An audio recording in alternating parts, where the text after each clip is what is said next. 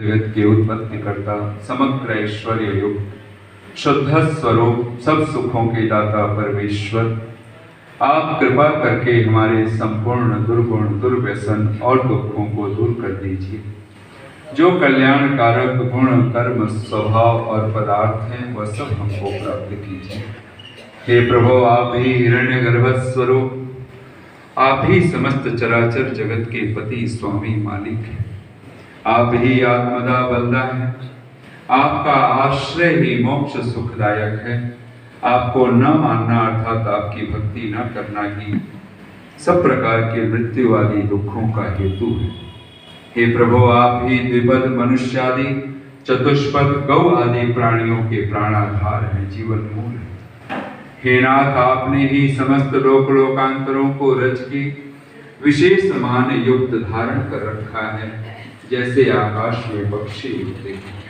हे सच्चिदानंद स्वरूप प्रजापति परमेश्वर, हम जो शुभकामना लेकर आपकी चरण शरण ग्रहण करें, आपका आश्रय लें, आपकी वांछा करें, हे प्रभु, आप हमारी समस्त शुभकामनाओं को परिपूर्ण कीजिए।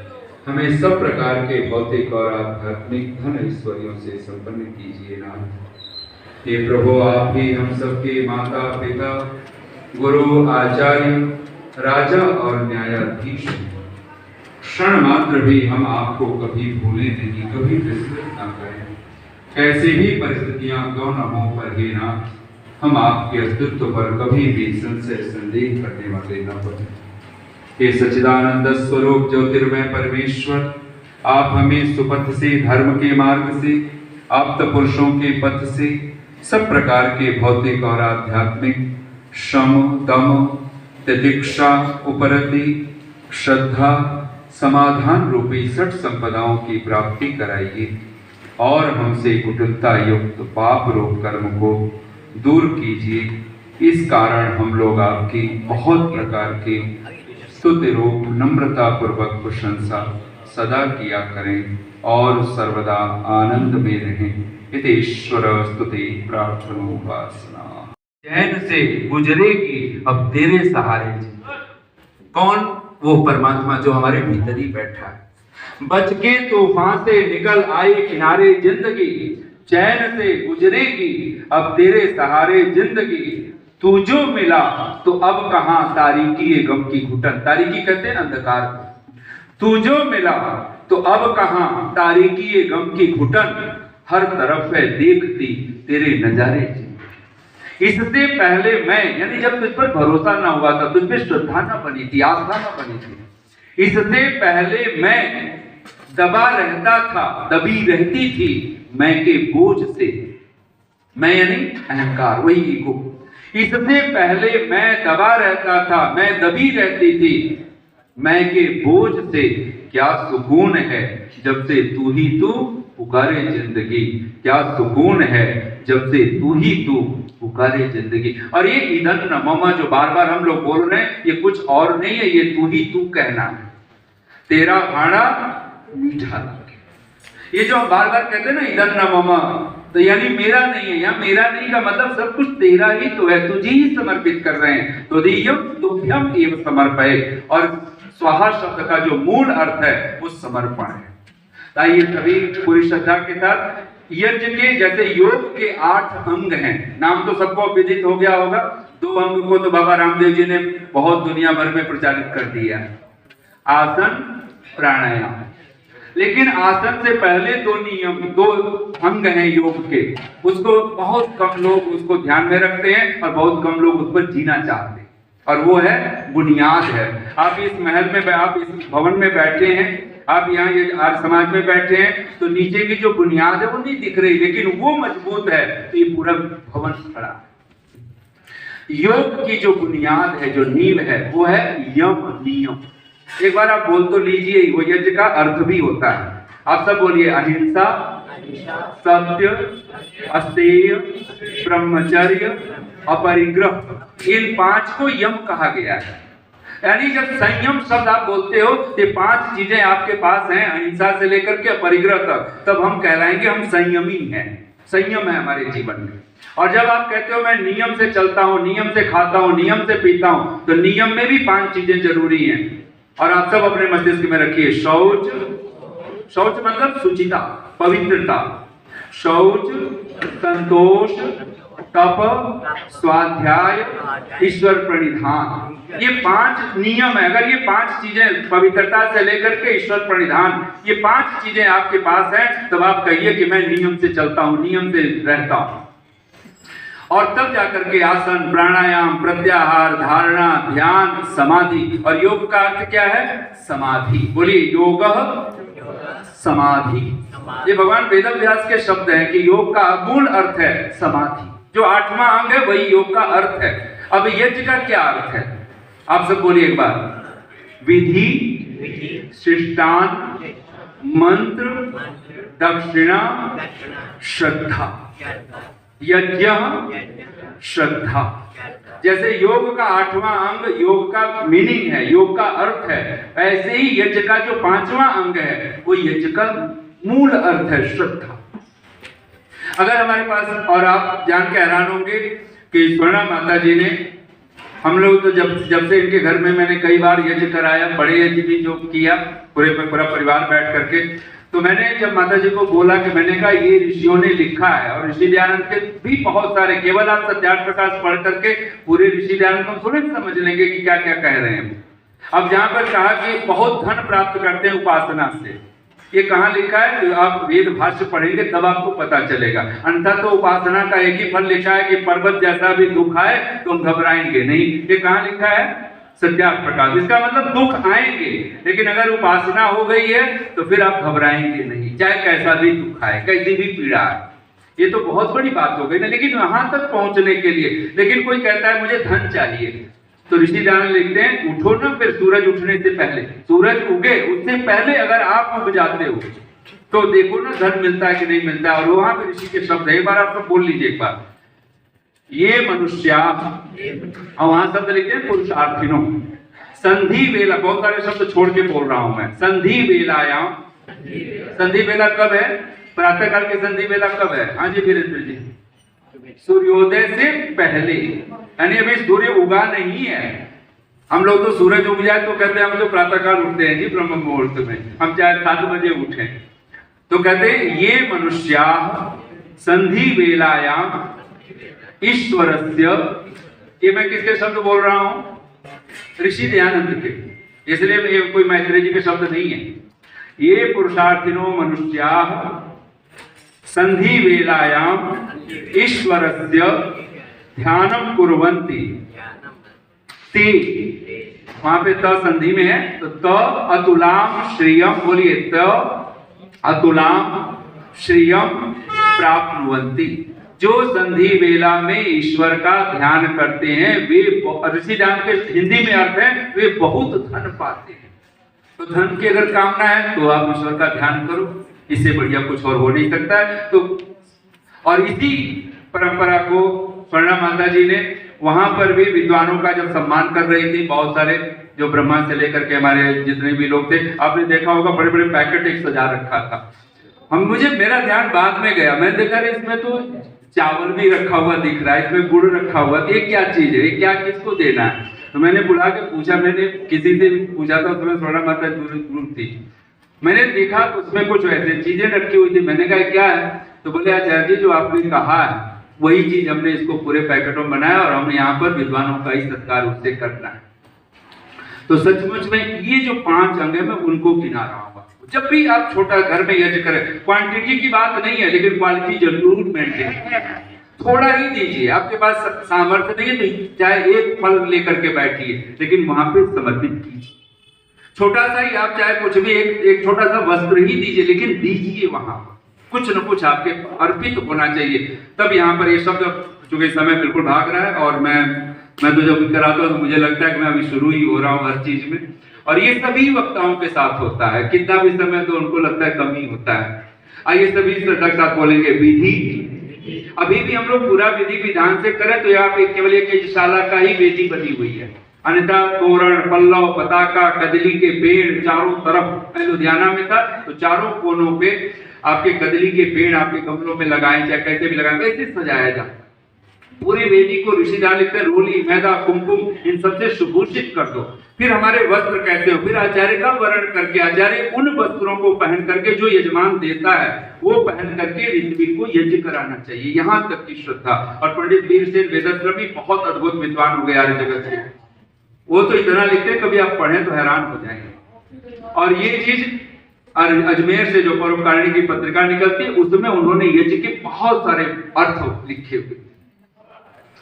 तो पहली चीज है विधि, दूसरा बोलिए शिष्टान, यानी जब भी कोई ऋत्विज आए आपके घर में तो ये जो पैकेट बनाया था, भले आप अपने सामर्थ्य वैसा दिखा आपको नहीं, लेकिन आप कुछ न कुछ चावल है, कोई ड्राई फ्रूट्स है, फल है, फूल है, कुछ द्रव्य है, कुछ वस्त्र है, जो आप कर सकते हो अपने सामर्थ्य से वो आपको करना चाहिए। बिना शिष्टान के ही यज्ञ का दूसरा अंग।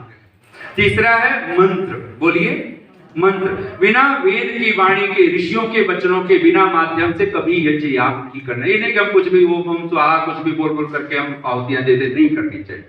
चौथी चीज है दक्षिणा, बोलिए दक्षिणा। दक्षिणा का अर्थ है सत्कार। ऋषि दयानंद वहां पे लिखते हैं नमस्कार, अन्न, जलपात्र, द्रव्य सब कुछ लेकर के जब आप करते हो, ऐसा नहीं केवल लिफाफा में पकड़ा देते अथवा ऐसे पकड़ा देते, उसका नाम दक्षिणा नहीं।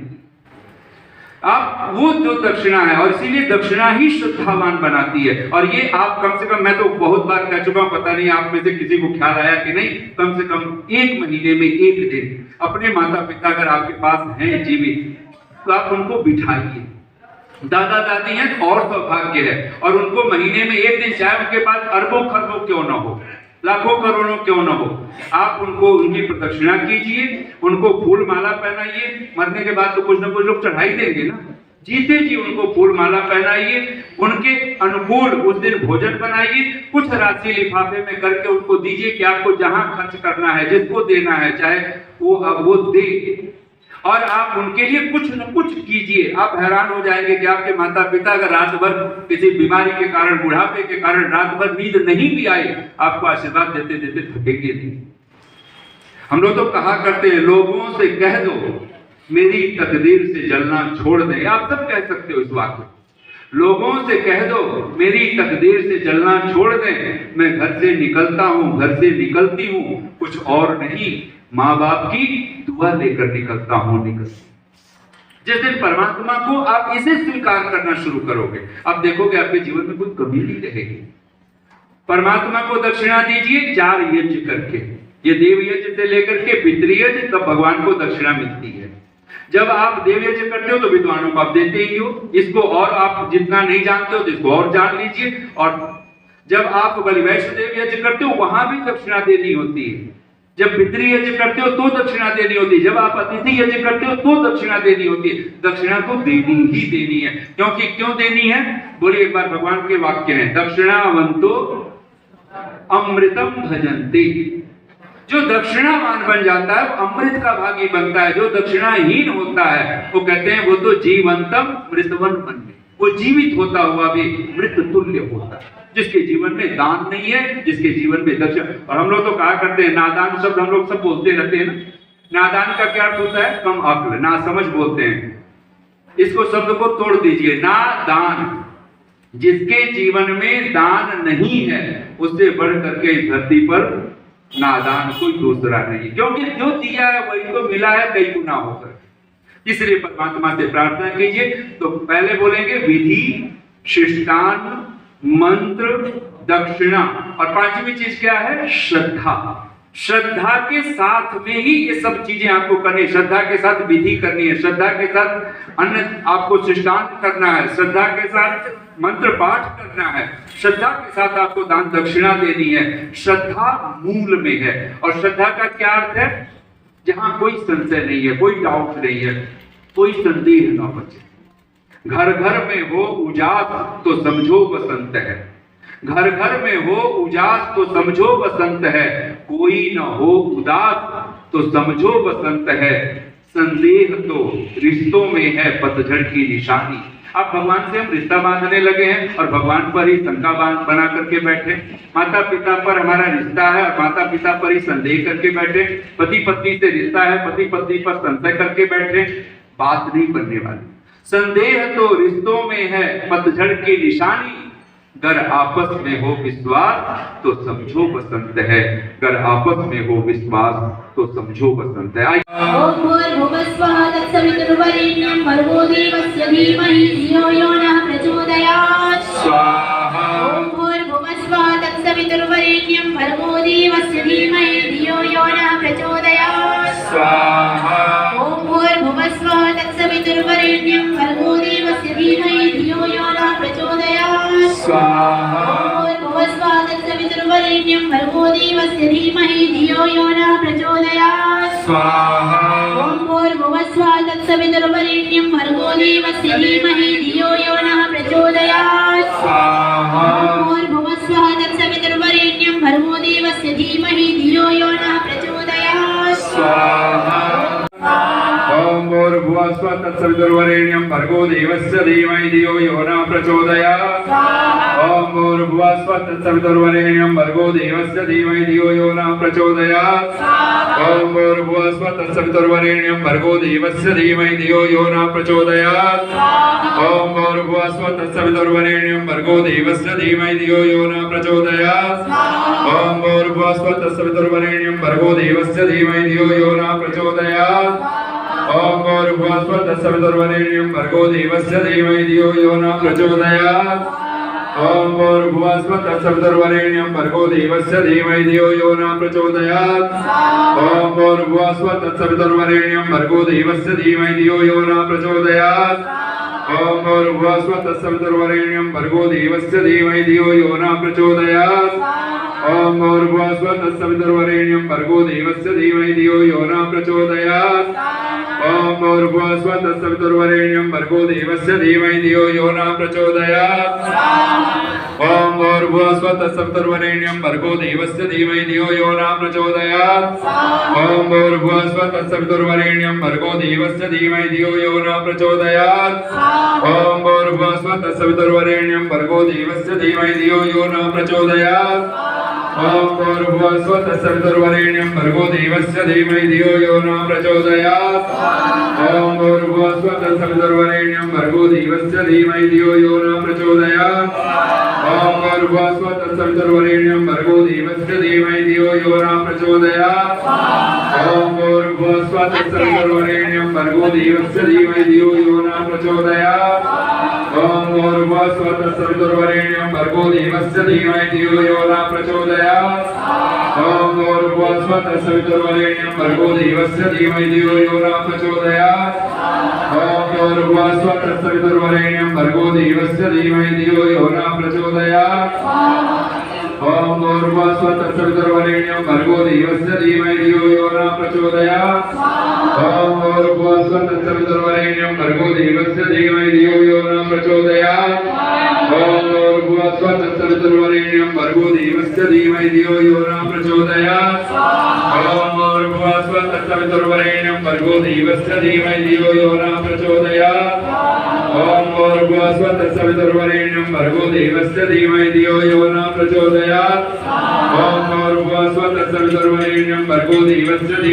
यो नः प्रचोदयात्।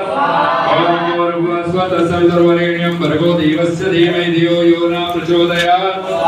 ओम भूर्भुवस्वः तत्सवितुर्वरेण्यं भर्गो देवस्य धीमहि धियो यो नः प्रचोदयात्। ओम भूर्भुवस्वः तत्सवितुर्वरेण्यं भर्गो देवस्य धीमहि धियो यो नः प्रचोदयात्। ओम भूर्भुवस्वः तत्सवितुर्वरेण्यं भर्गो देवस्य धीमहि धियो यो नः प्रचोदयात्। ओम भूर्भुवस्वः तत्सवितुर्वरेण्यं भर्गो देवस्य धीमहि धियो यो नः प्रचोदयात्। ओम भूर्भुवस्वः तत्सवितुर्वरेण्यं भर्गो देवस्य धीमहि धियो यो नः प्रचोदयात्।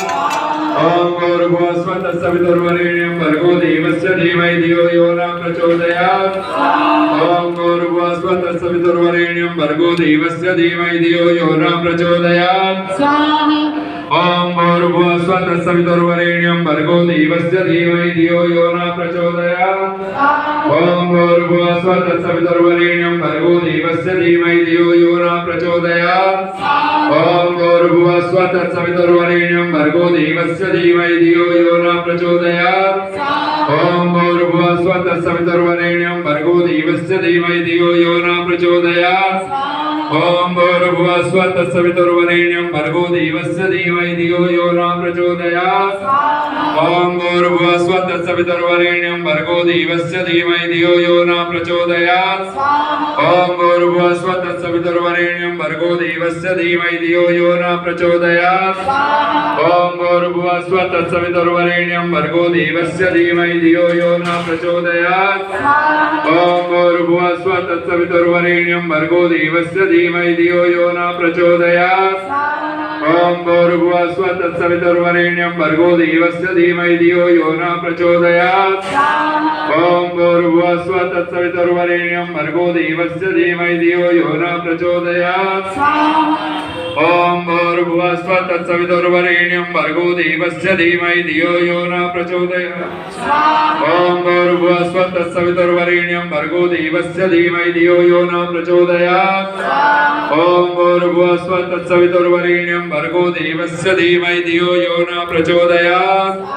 ओम भूर्भुवः स्वः तत्सवितुर्वरेण्यं भर्गो देवस्य धीमहि धियो यो न प्रचोदयात् ओम भूर्भुवः स्वः तत्सवितुर्वरेण्यं भर्गो देवस्य धीमहि धियो यो न प्रचोदयात् ओम भूर्भुवः स्वः तत्सवितुर्वरेण्यं भर्गो देवस्य धीमहि धियो यो न प्रचोदयात् ओम भूर्भुवः स्वः तत्सवितुर्वरेण्यं भर्गो देवस्य धीमहि धियो यो न प्रचोदयात् ओम भूर्भुवः स्वः तत्सवितुर्वरेण्यं भर्गो देवस्य धीमहि धियो यो न प्रचोदयात् ओम भूर्भुवः स्वः तत्सवितुर्वरेण्यं भर्गो देवस्य धीमहि धियो यो न प्रचोदयात् ओम भूर्भुवः स्वः तत्सवितुर्वरेण्यं भर्गो देवस्य धीमहि धियो यो न प्रचोदयात् ओम भूर्भुवः स्वः तत्सवितुर्वरेण्यं भर्गो देवस्य धीमहि धियो यो न प्रचोदयात् ओम भूर्भुवः स्वः तत्सवितुर्वरेण्यं भर्गो देवस्य धीमहि धियो यो न प्रचोदयात् ओम भूर्भुवः स्वः तत्सवितुर्वरेण्यं भर्गो देवस्य धीमहि धियो यो न प्रचोदयात् ओम भूर्भुवः स्वः तत्सवितुर्वरेण्यं भर्गो देवस्य धीमहि धियो यो न प्रचोदयात् ओम भूर्भुवः स्वः तत्सवितुर्वरेण्यं भर्गो देवस्य धीमहि धियो यो न प्रचोदयात् ओम भूर्भुवः स्वः तत्सवितुर्वरेण्यं भर्गो देवस्य धीमहि धियो यो न प्रचोदयात् ओम भूर्भुवः स्वः तत्सवितुर्वरेण्यं भर्गो देवस्य धीमहि धियो यो न प्रचोदयात् ओम भूर्भुवः स्वः तत्सवितुर्वरेण्यं भर्गो देवस्य धीमहि धियो यो न प्रचोदयात् ओम भूर्भुवः स्वः तत्सवितुर्वरेण्यं भर्गो देवस्य धीमहि धियो यो न प्रचोदयात् ओम भूर्भुवः स्वः तत्सवितुर्वरेण्यं भर्गो देवस्य धीमहि धियो यो न प्रचोदयात् ओम भूर्भुवः स्वः तत्सवितुर्वरेण्यं भर्गो कि जब तक सांस चलती है कोई कंधा नहीं देता, जरूरत भी नहीं है कि कोई कंधा दे दे, तब तो मृत प्राय हो जाते हैं। अगर सचमुच में जीवन चाहिए तो यहाँ पर अभी उठाना खुद ही पड़ता है थका हुआ बदन अपना, और जो परमात्मा के मार्ग पर लग जाए कहते वो कभी थकता नहीं, चलता फिरता बहुत है लेकिन वो थकता नहीं है, खाता पीता बहुत है वो छकता नहीं है, देखता भालता बहुत है पर वो थकता नहीं है।